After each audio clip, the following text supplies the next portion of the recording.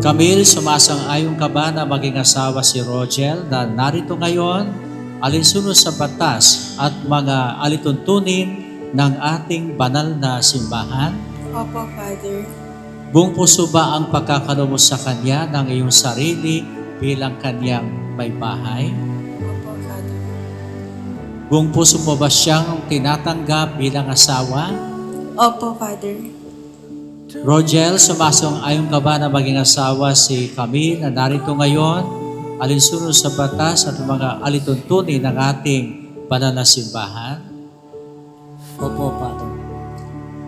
Buong puso bang pagkakaroon mo sa Kanya ng iyong sarili bilang Kanyang asawa? Opo, Father. Buong puso mo ba siyang tinatanggap bilang may bahay? Opo, Father.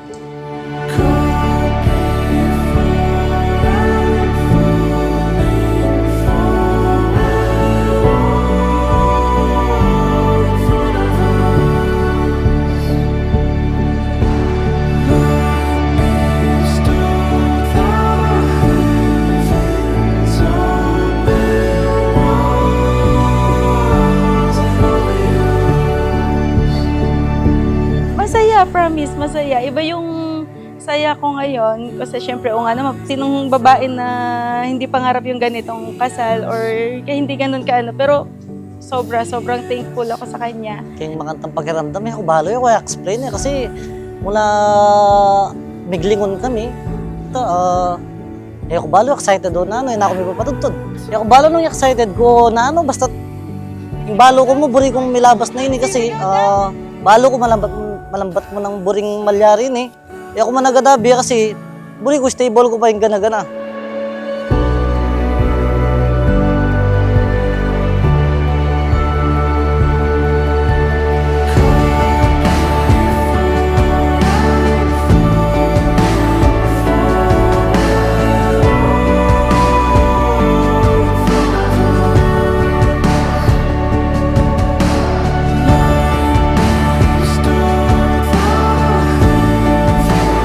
Sa loob ng 13 years, almost mag 14 years na tayo this coming June.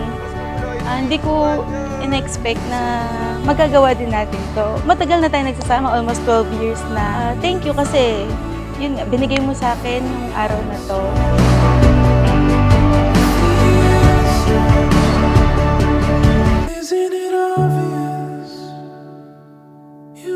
Mga kapatid, sina Mr. and Mrs. Rogel Angelo Dimla, sila po ang ating mga bagong kasal. Palakpakan po natin sila. Rogel, ngayon maaari manghalikan si Camille.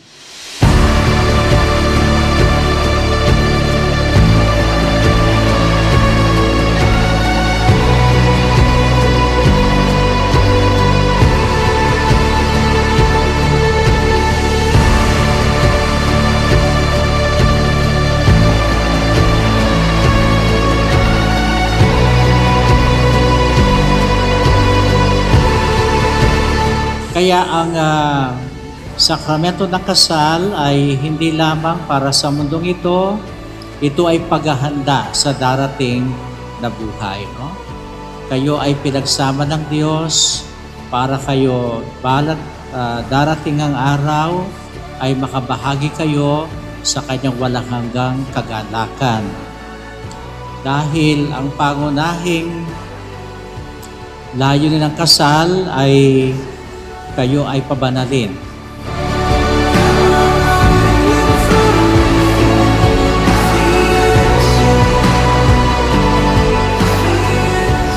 Kaya, Camille, sa harap ng Diyos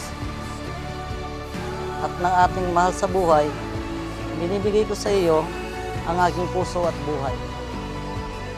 Noon pa man, nananalangin na ako na makatagpo ng isang tulad mo, isang taong magpapakita sa akin ng tunay na kahulugan ng pag-ibig. Ngayong araw, natupad na ang panalangin iyon. Ipinapangako ko na magiging katuwang mo ako sa lahat ng laban ng buhay. Iinitin ko ang mga malamig mong gabi at sasabayan kita sa bawat tagumpay. Sa hirap at ginhawa, sa tawa at luha, ikaw lang ang mamahalin ko. araw-araw habang buhay.